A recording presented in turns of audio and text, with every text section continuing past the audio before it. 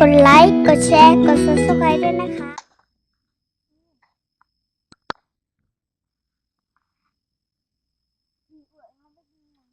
ใช่ใหญ่ก็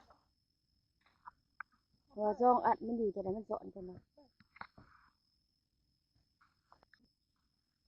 ว้าวตาดีนี่ว่าพี่พูดที่ยังใกล้ใช่ซับตื่นซับอะไรจะซับโอ้มันบ่เห็นบ่มันหกไงมันแนมเข้าไปแล้วเห็นไปเจ้าตันฟังนะตื่นเต้น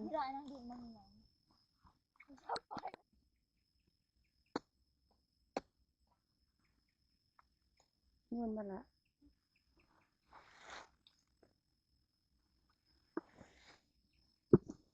ไปเล่นมันลึดลองเซาในเหงามันนี่บอกบางนึงคือจนเป็นเปียกๆคือที่นี่นั่งดิ้นเนาะ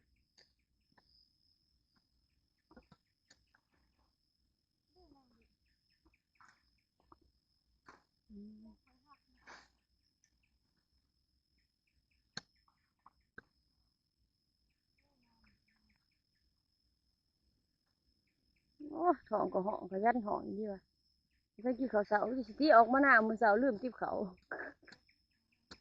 เดี๋ยวบ่ได้กินข้าวจ่อยตีลงเลยนี่เพราะว่ามันจับอันนั้นนะนี่เป็นว่าที่ไปแจ้งข้อเดียวเนี่ยมันหมายถึงปัจจัยมีอันใหญ่เนี่ยมีอันน้อยเนี่ย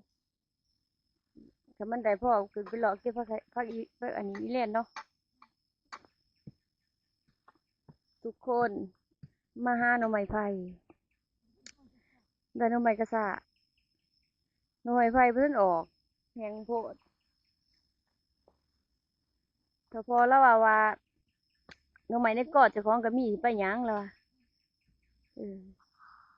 เกี่ยวไอ้มัดเขากับพ่ทันแล้วว่าซั่นพากันแล่นมาหาหน่อไม้บ่ได้หน่อไม้เอ้ยตัวเจ้าของเองบ่เห็นหุงเด้อตาเจ้าของบ่เห็นหุงคันน้องบ่ได้มานำบ่ได้กิน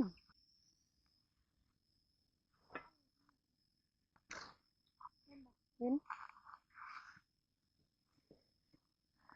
หน่อไม้กระสะเบิดเลยนี่มันฝนมันก็ตก2-3วันนี่ติดกันนี่มันเพิ่งจะออกอยู่มันมีไอ้อันน้อยๆแต่พูดถึงว่าแกงซำนี้พอแล้วได้นี่พอแล้ว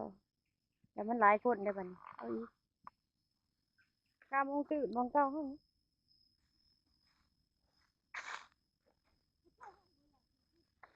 หึ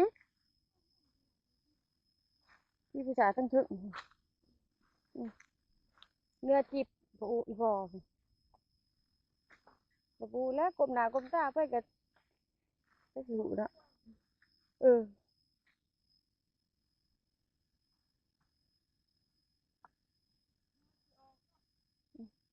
มันก็ซุ่มอยู่แล้วก็เห็นอยู่ห้อยเขาสาบนั่นแหละมันก็สิออกทางนั้นน่ะหน่อไม้ไผ่เนาะหน่อไม้ไผ่แบบว่าฝนตกดามเถื่อมันก็ไปซุ่มมันก็บ่ออก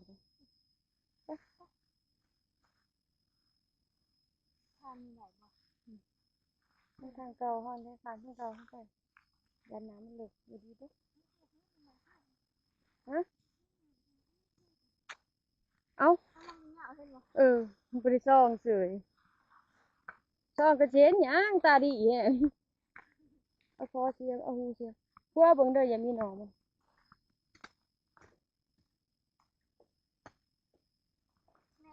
เอ้ยดีได้ควันเดียวมาเด้อควันแต่ว่าไปทางบางกอกนั่นอุ๊ยทะลุอีหลีทะลุอีหลีเจ็บทะลุนะอืมระวังในเด้ออย่ามีแตนมีต่อคันว่าจุดว่าหรือมีคนเผาหน่อไม้ไผ่ทุกคนหน่อไม้ไผ่อันแหละของปีได้กิน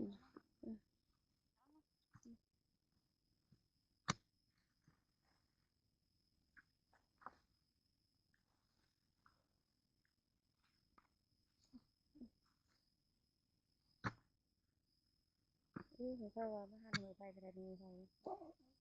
ก็ไปแบบเรียบร้อยเรียบร้อย พี่น้องบ้านเจ้าเอิญหมากหยังนี่พี่น้องเอาไปยิงใส่กันนี่ม่วนๆเลยนี่เอาไปยิงบกๆมาคิดปืนอันนี้มันสุกอู้มันสุกเอามาคิดปืน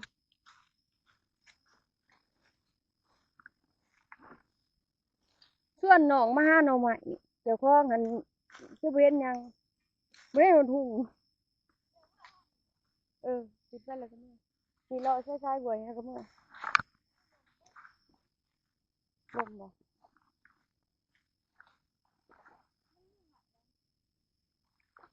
ฝนตกดำเทื่อใส่มีไหมใส่นี่ไปซ้ำบึงแท้นี่เหนื่อยไผได้นางไปคั่วบึงในอันนี้นะบ่เป็นไม่อีหยังใช้ไหม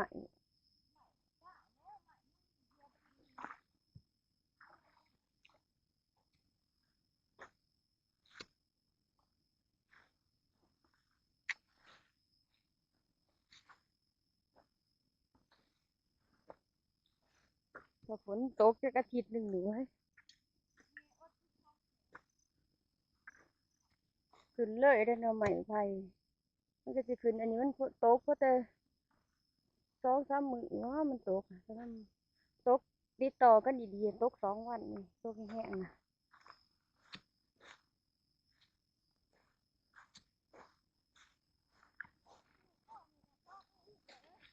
หึเพราะใดนี่ผู้หมุดก็หลายผู้หมุด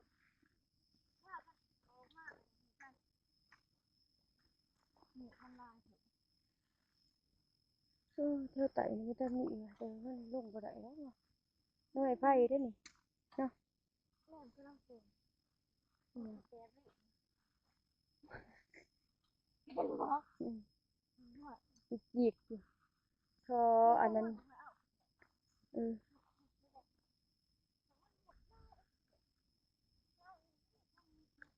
เขาคือบ่ไปอันนั้นวะผู้เจ้าคือบ่พาก็ไปหาแถวห้วยบางกอกหน่อไม้ไผแถวนั้นมันซุ่มเด้เนี่ยมันก็จะออกแต่ว่าไปบ่ฮอดแต่ว่ามีคนไปแล้วบ่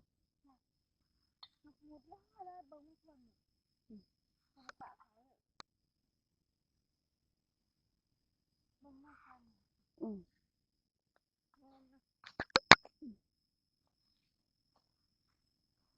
เลยหอมไปเลย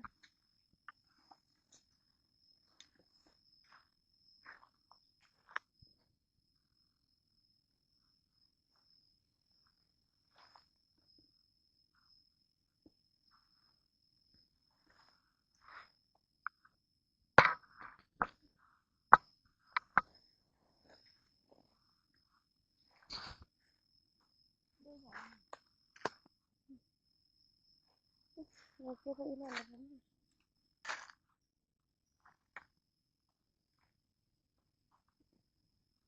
ใบตูมใบตูมอืมใบตูมอีหลีหอม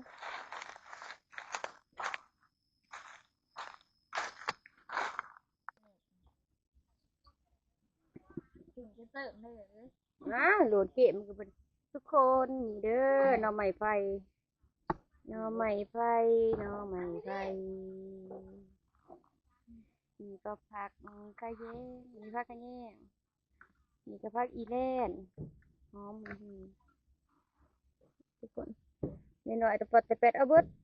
บ่มีโอกาสบ่มีโอกาสใหญ่ทุกคนใครเคยเห็นแหน่รังนกรังนกนกมันฉลาดจังได๋มันเฮ็ดรังนกคือกระตาน้อยนี่เออคักขนาด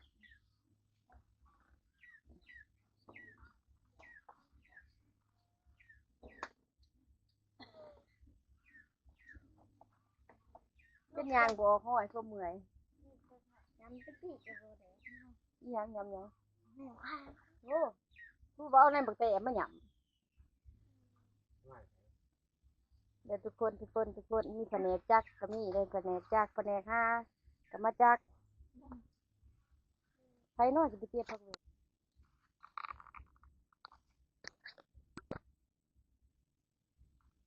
เบิ่งแน่พี่น้องผู้ที่ได้เต้นหมอจูรูอยู่เบิ่งแน่